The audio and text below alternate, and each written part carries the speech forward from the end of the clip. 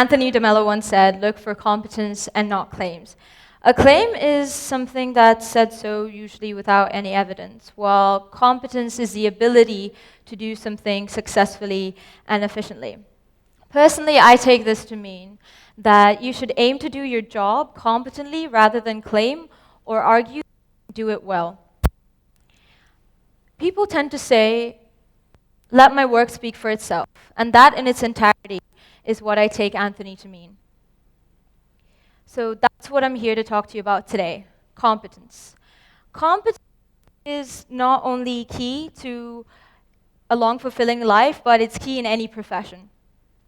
Competence can be the difference between mediocrity and excellence, the difference between professionalism and ignorance, the difference even between life and death, the difference between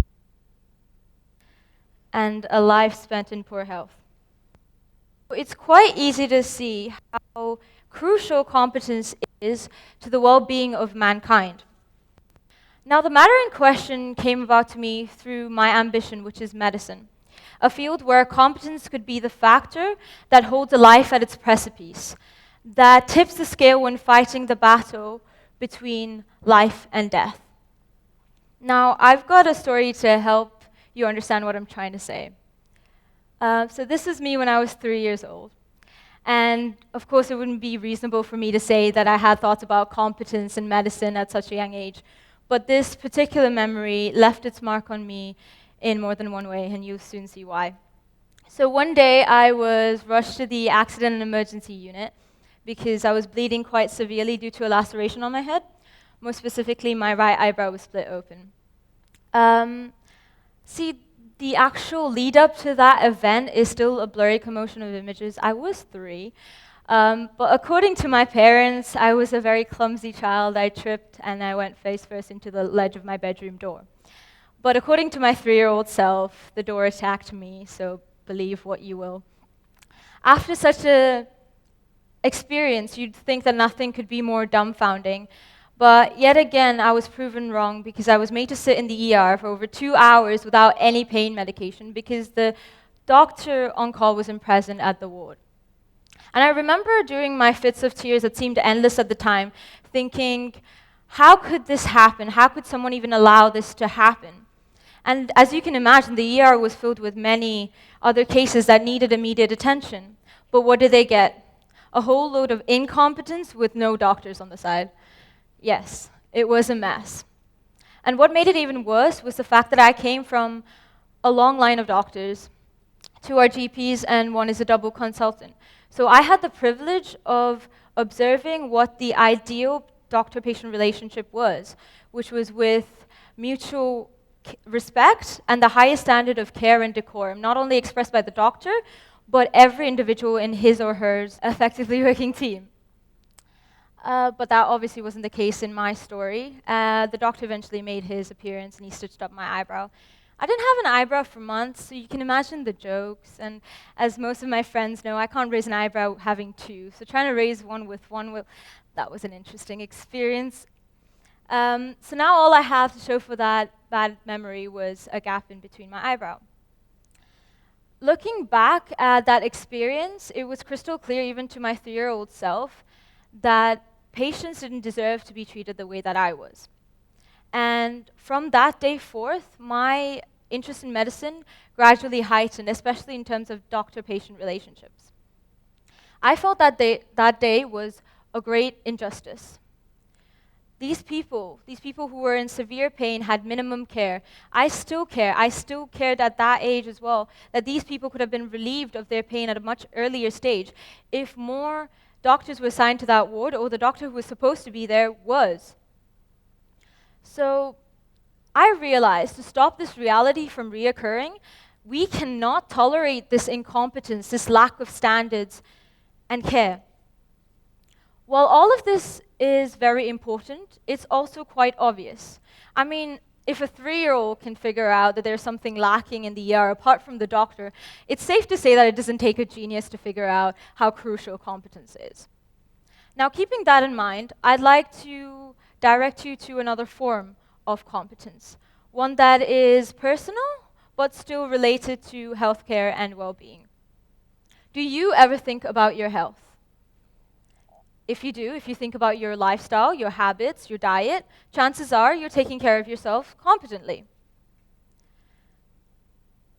Competence is crucial, especially in medicine, and I cannot stress how important it is.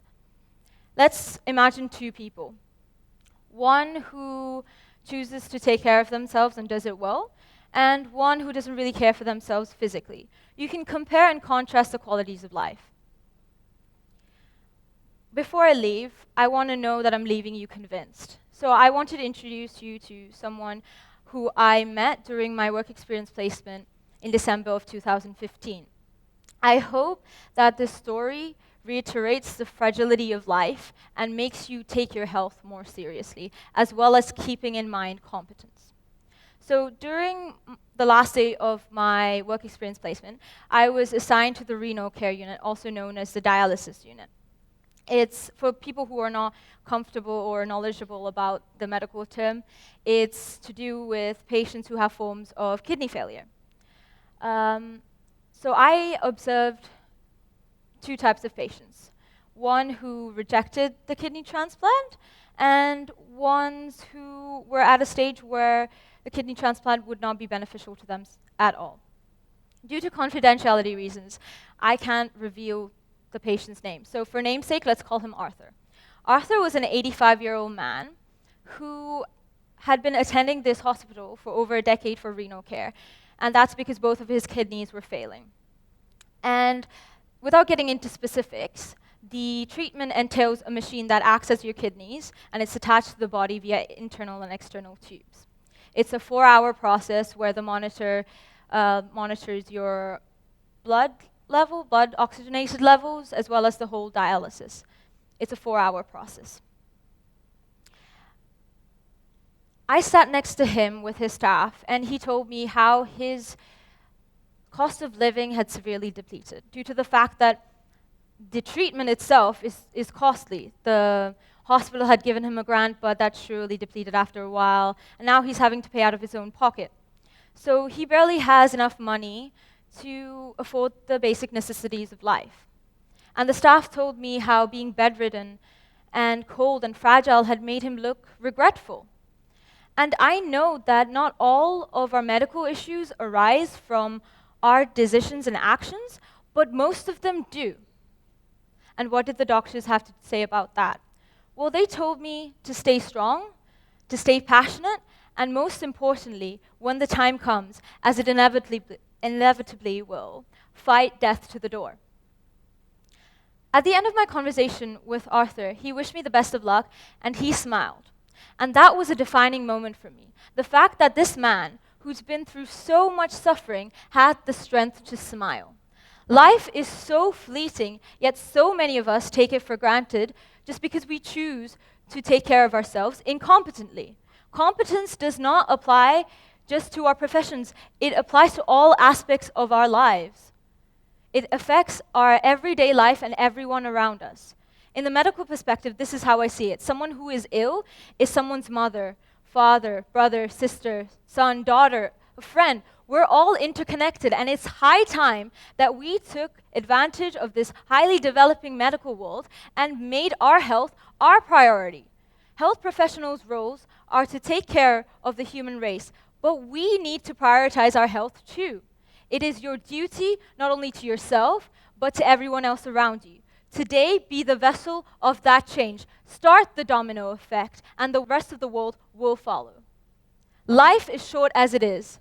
Don't shorten it even further because of your own incompetence. Thank you.